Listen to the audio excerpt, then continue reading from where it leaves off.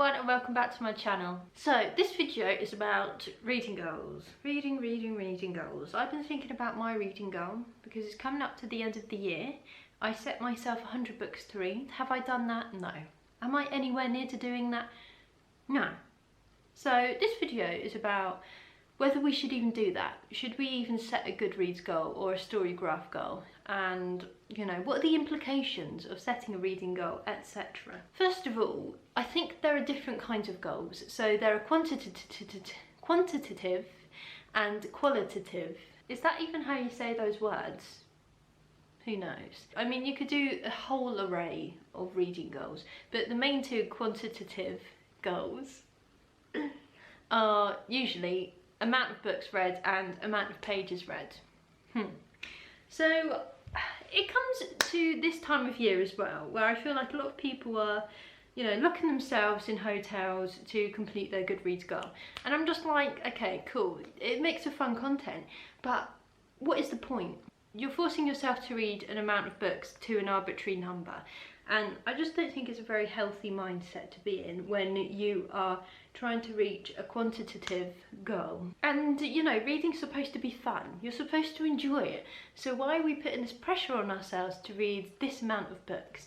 And also it means reading a different kind of book. For example, graphic novels are much shorter.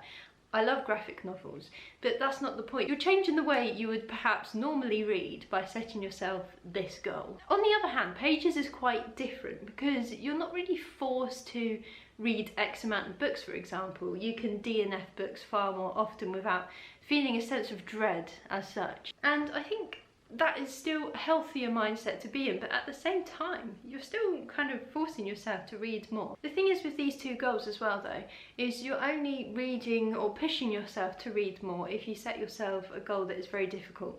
Like what I did. For me, 100 books in a year is just crazy. The most amount I think I've read in a year is 75, which is still like pretty heckin' high. I just don't think we should force ourselves to read X amount of books or pages. In my opinion, you know what, that's just me personally, you do what you heckin' want. I mean, it's just a discussion. On the other hand though, you have qualitative. I think this is the way we should be kind of moving forward in terms of our reading goals. So for me, my reading goals for next year isn't to read X amount of books or X amount of pages. My reading goal is to read books that I enjoy and to find books that I'm going to give 5 stars to, that are going to be my favourites, that I'm just going to have a pleasant experience whilst I'm reading them. And this doesn't necessarily mean I need to read loads of books to find those 5-star books.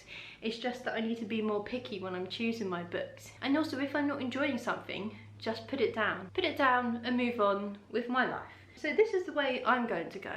You, watcher, you can do whatever the heck you want. But I think we should remember that reading goals don't necessarily have to involve numbers. They can involve words as well, you know? For example, you could say, I want to start reading more historical fiction. That's a reading goal. Or you could say, I want to start reading more classics. That's also a reading goal. Or I want to read more graphic novels. Or I want to read Shakespeare plays. These are all kind of genre based, I guess. But you can think of so many different qualitative goals, which I think are just as valuable as quantitative. Anyway, I'm going to shut up. Let me know what you think down below. Let me know if you can pronounce quantitative and qualitative, if you can spell those words. I don't think I can, which is kind of bad because I'm doing a degree that requires a lot of quantitative methods. But there we go. Anyway, I feel like I've been talking very fast. Do you like my top? It's a Rolling Stones top and it's like a live US tour, and you know, I don't know why I have this because I wasn't alive in 1975. No one cares. Thank you for watching and I'll see you in my next video. Goodbye.